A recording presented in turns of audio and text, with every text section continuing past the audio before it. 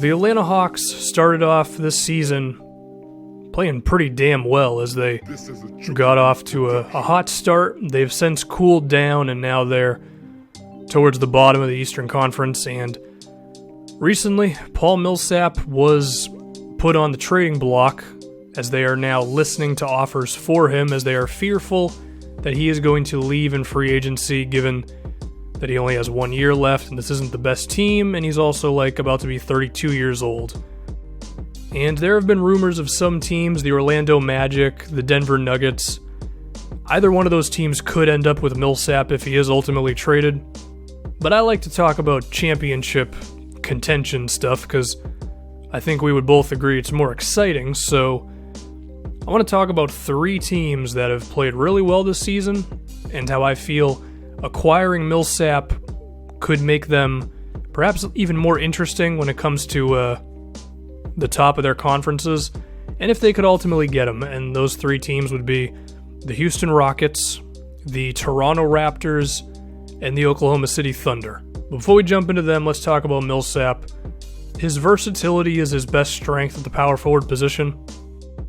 Offensively, he can play in the pick and pop or the pick and roll, as he finishes at around 60% from the basket, and he's always had an ability to shoot, even if his shooting numbers are actually a little down this season. Part of that might be because he doesn't have the luxury of having another big man next to him who draws a lot of spacing in Al Horford. But Millsap's also really good when it comes to dribbling as a power forward. He is averaging nearly 4 assists per game. Some of that comes from them giving him the ball in the high post and running action off of that.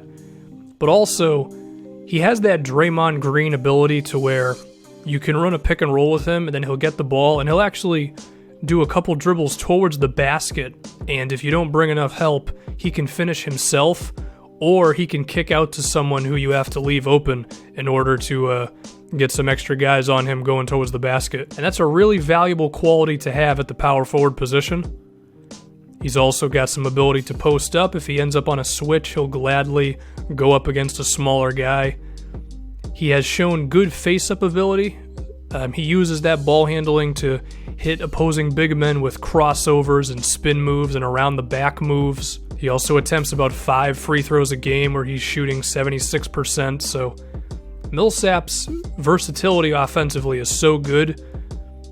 And then defensively, he's one of the best defensive fours in the NBA with how well he can defend multiple positions, because he's got a lot of decent enough athleticism. He's not like a super athlete or anything, but he still can defend the shooting guards and small forwards, and he does a good job on power forwards. He defends pick and rolls and provides help defense.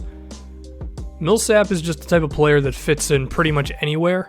The one fear I do have with him is his three-pointer is down to 32% this year, which means he's kind of a non-factor from outside.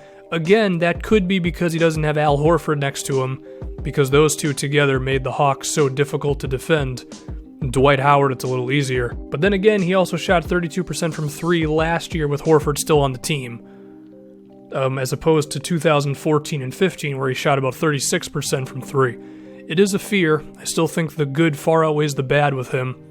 But anyway, to get into the 3 teams who I feel, if they acquired Millsap, could really improve their stock, or at least potentially. And we're going to start with the Toronto Raptors because I think this could be the most realistic one, just given the assets and the situation they're in as opposed to the Rockets and the Thunder. As well as, I just really want to see Millsap on the Raptors. Would they be good enough to beat the Cavaliers? Push comes to shove, probably not, but it definitely makes them better, and I think it would make LeBron James actually have to care more about Toronto. You put Kyle Lowry and DeRozan and their ability to attack and draw defense, and then you have Millsap who can hit mid-range, hopefully three-pointers. Also, he would greatly make you better defensively, which is the one problem that the Raptors have, is their offense is one of the best in the league. Actually, it's the best in the league, so there you go. I think with the Raptors, this ultimately comes down to how much you like Terrence Ross. Because Ross, he's putting up 10 points, shooting well from the field, over 40% from 3. He's creating his own shot. He's also playing off ball really well. And it seems like he's finally becoming the player that people were hopeful he can be. Are you willing to move his scoring away to the Raptors, who Probably want to get younger, more athletic, as well as acquire someone who can be a scorer for them on the wing in Ross. He also makes $10 million, so between his 10 and Millsap's 18, that's only $8 million that you have to come up with in some other way. So that one's doable for the Raptors. I think it has to take more than just Ross. I think Terrence Ross, Jakob Poeltl, you have the Clippers pick, which I'm sure you'll gladly throw in there, which might actually look a little better now that Blake Griffin's unfortunately hurt. You also have all of your own picks moving forward. I think two big things. Are the Raptors willing to trade Terrence Ross, and are they willing to include 2 first-round picks in the move? Because I think if they are, the Hawks, in a situation where they have to move Millsap, they probably do it. Kent Bazemore has not played well this year. They need more just creation out of the wings.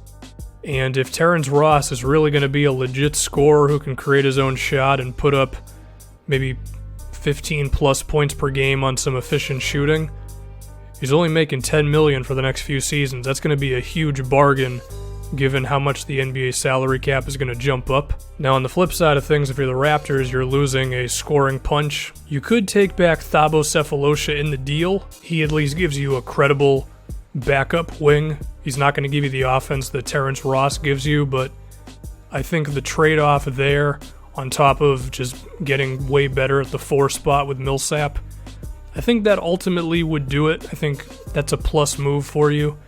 Not to mention, this is like your one chance to really get a difference maker at the power forward spot, because you're about to pay Kyle Lowry a crap ton of money that he does deserve this offseason, and that's going to take you over the cap, which means you wouldn't have a chance to sign anybody else.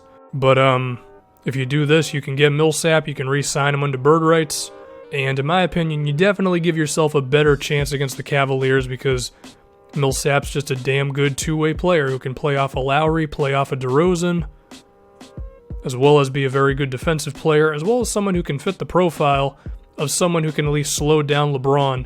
Again, does it ultimately make you better than Cleveland? I don't frickin' know, but I think it gives you more of a fighting chance, and I think if you don't have to give up too many assets to do it, and that's me speaking from the perspective of losing Terrence Ross's scoring. Personally, I would want Sefolosha in the move, and then playing Norman Powell more minutes on top of Jakob Poeltl and some picks. I mean, I think at a certain point, you got to go for it, man. And I think this is the Raptors' opportunity to go for it. The Houston Rockets, I already spoke on them like 2 or 3 days ago, talking about how, the James Harden isolations and pick and rolls surrounded by shooters is all great. On top of, they've surrounded him with enough defenders, and Patrick Beverley and Trevor Ariza and Clint Capella when he's healthy, and Eric Gordon has done a great job of carrying the offense when James Harden is not in the game, but also playing off of Harden when they're both in the game. So this team's really good, but I think Millsap defensively, one, would really take him over the top because, again, he's one of the best defensive fours in the NBA. I did mention before how Serge Ibaka could be a trade piece for them since he's also about to be a free agent, but the thing with Ibaka was his three-point shot is like at 40% this year, and I mentioned Millsap's at 32. The Rockets love to shoot threes. It gives them the spacing that James Harden needs. If Millsap's not knocking down his three-pointers, that could end up being more of a problem than we realize if he ended up on the Houston Rockets, even if he would make them much better defensively. And the idea of having someone who could drive inside off of a pick and roll from Harden, which could also lead to him kicking out the shooters, kind of like Draymond Green again, that could be good, but the three-point shooting might be the ultimate downfall of that. Or he would show up and start knocking down his threes, and it would be a match made in heaven. Now, I mentioned before how the Rockets could get in a trade for Ibaka. Similar to Millsap, you got Sam Decker, who's been a three-point shooter, an athlete, and has good size for them, can play the 3 or the 4. There's Montrezl Harrell. You have all of your first-round picks coming up. So you could get creative and get a third team involved with your draft picks, and perhaps you could get in on the Millsap stuff. Again, this would be because the Hawks have to trade him or else they lose him for nothing if it ultimately gets to that point. If I'm Atlanta, I definitely want Sam Decker, given that Kent Bazemore's stinking up the joint this season. So that's the Houston Rockets. I think they have some young assets as well as draft picks, and if Millsap actually ended up there, I think the defense would be great, and hopefully he would knock down his three-pointers. Now the Oklahoma City Thunder, this one's kind of fun because you got Westbrook just playing like a crazy person, averaging a triple-double, attacking the rim, hitting godforsaken three-pointers against my Celtics. How the hell did he hit those 2 threes? Those were like terrible shots and they both dropped right in. But having Millsap next to Westbrook could be really damn difficult to defend. Again, if he's hitting his three-pointers, then good luck providing help off of either Victor Oladipo or Millsap because they're both knocking down their shots. Your only bet would be Robertson at that point. And the creation that Millsap would provide would be good because Oladipo's doing a pretty damn good job of creating his own stuff for the Thunder. So you'd have Westbrook, Millsap, and Oladipo, 3 guys who can create. Of course, Millsap makes them better defensively as well. But of course, you have to actually make the trade. Bare minimum, Sabonis would have to be in the deal. He's shown really good life as a three-point shooter as a 4 this year, shooting nearly 40% from there. Seems like he could be a real offensive option as a 4, a young guy that the Hawks would potentially be interested in. Outside of that, I mean, the only other guy I can see is Jeremy Grant, who I'm pretty sure they'd be able to trade by definitely the trade deadline if the 60-day recently traded thing is the most updated NBA trade rule. Is that enough? Sabonis, Jeremy Grant, and a first-round pick, perhaps 2? What complicates this for the Thunder is the salary, because with the Rockets, like, they have Corey Brewer, who's making like $7 million, who can help this out. Sabonis and Grant combined is about $3 million. You can throw in Alex Abrines or Abrines, I don't know the pronunciation. He makes about 5. Kyle Singler's about another 5. It's a lot of complications there. I mean, maybe the Hawks would take on Nick Collison or Anthony Morrow because they're both expiring contracts to make it work. At a certain point, you might have to throw Enes Kanter in the deal, which I don't know if Atlanta would want Kanter, given that 1, they have Dwight Howard, 2, he's Enes Kanter. But the idea of Millsap and Steven Adams together on the front line defensively for OKC, with Andre Robertson and Oladipo, my goodness, that's a hell of a shooting guard through center defensive group you have there. Honestly, like, Sabonis and Grant and some picks for Millsap, is it a little ridiculous? Yeah, heists have happened in the past. The Pau Gasol trade to the Lakers, but I guess it's worth talking about still. Okay, I'm done. Thank you all for watching.